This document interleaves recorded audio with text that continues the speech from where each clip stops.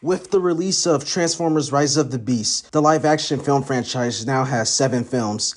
Therefore, I decided to rank all 7 films from worst to best. To be clear, my list isn't the correct list. It's simply my opinion. That said, here's my ranking of all 7 films, from worst to best. Coming in at number 7 is Transformers The Last Knight. Transformers The Last Knight was a huge disappointment. For starters, I was expecting Optimus to be Nemesis Prime for most of the film. Unfortunately, Optimus didn't have as much screen time as in the other films. The best thing Optimus did as Nemesis Prime was fight Bumblebee toward the end of the movie. Also, I didn't like how some of the characters said that Earth and Unicron were one and the same. That was one of the stupidest things out of the film. Lastly, Isabella, the little girl, had no purpose whatsoever. The movie wouldn't have felt different if she wasn't in it. She was just whiny and annoying for the most part, and I was not impressed. While I have this film at the bottom, I did enjoy seeing the robot designs. For example, I love the night designs of both Optimus and Megatron.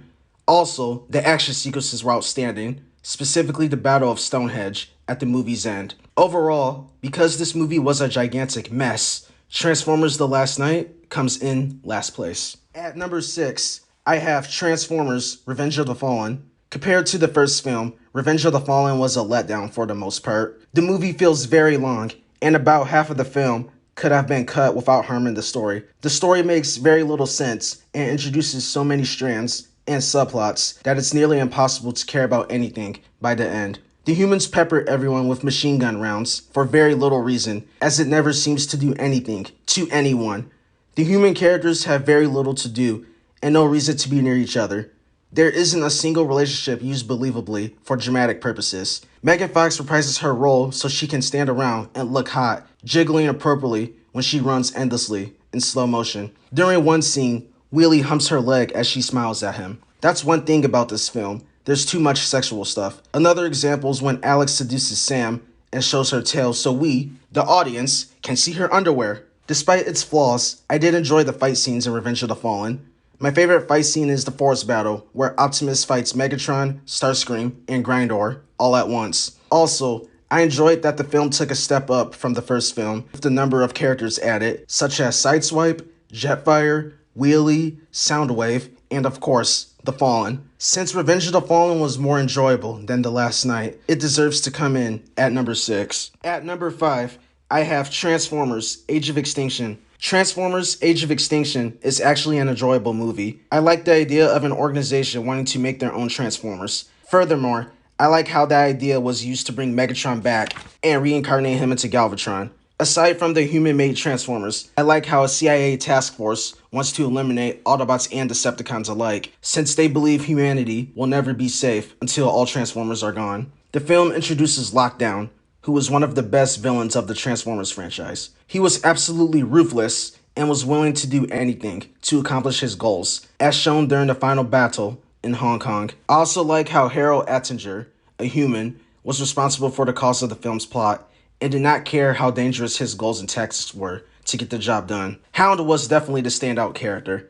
John Goodman definitely gave it his all in the role, and it showed during the final battle of Hong Kong. The cheesy dialogue and the runtime hold this film back for me. Like Revenge of the Fallen, the film could have been cut without harming the story. Also, the line Shane Dyson says to Kate Yeager is awful, and I was not impressed. Nevertheless, Transformers Age of Extinction comes in at number 5. At number 4, I have Transformers Dark of the Moon. Transformers Dark of the Moon was definitely an improvement over Revenge of the Fallen. The film has the best final battle of the Michael Bay Transformers films, and the action sequences are phenomenal. The film is very emotional, has some good twists, and has excellent performances and visual effects. When Sentinel Prime revealed his betrayal to the Autobots and killed Ironhide, it caught me off guard, and I was shocked. Ironhide is one of my 2 favorite Autobots, along with Optimus Prime, and I was mad when he was killed off. Furthermore, I was not expecting Dylan Gold, played by Patrick Dempsey, to be an ally to the Decepticons. I didn't even think the Decepticons had human allies, since they greatly despise Earth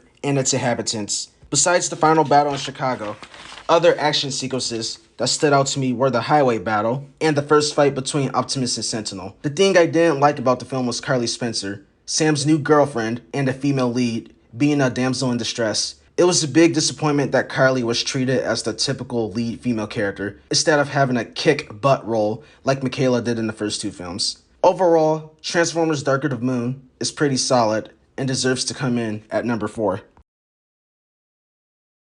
At number 3, I have the original Transformers movie, Transformers 2007. The first Transformers film was the film that got me into Transformers to begin with. I remember watching this film a lot as a kid, and I was fascinated with the idea of alien robots transforming into vehicles and other technological items. The action sequences were on point, particularly the final battle in Mission City and Blackout's attack on Qatar.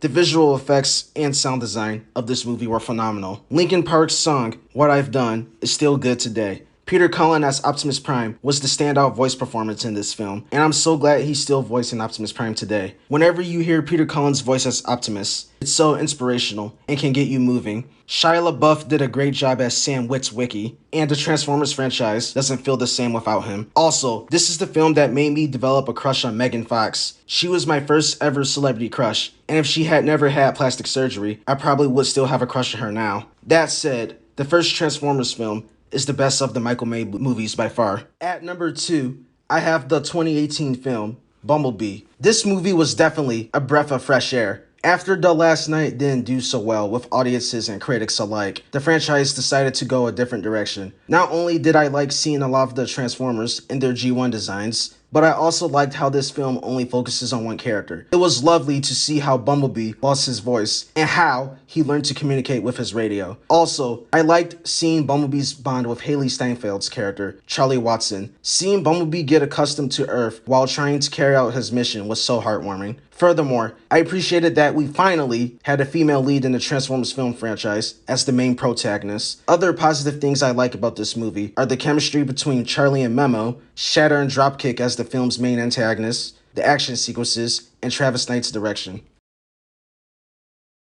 Coming in at number 1 is the franchise's most recent entry, Transformers: Rise of the Beast. Rise of the Beast was a phenomenal continuation of Bumblebee. First, I want to take a minute to mention that for the first time in the franchise, both the human leads, Anthony Ramos and Dominique Fishback, and the director, Stephen Capall Jr., are people of color. It was so nice to see black and brown people, such as myself, being represented in this film. I like how the movie has the city setting of Brooklyn, New York, since it adds to the struggles Noah Diaz, the main protagonist, faces. Aside from the action sequences being outstanding, as always, I love the chemistry between Noah Diaz and Elena Wallace. Seeing Noah and Elena interact on screen was a joy to watch. Also, I like how the Maximals, the Terrorcons, and the Predacons were all introduced in this film. It was nice to see Optimus Prime and the Autobots team up with the Maximals and fight against individuals other than the Decepticons for once. Furthermore, I love the designs of every Transformer in this movie. Of all the characters in Rise of the Beast, Mirage was definitely my favorite. I loved the chemistry between him and Noah, and I was dying laughing at the jokes he made.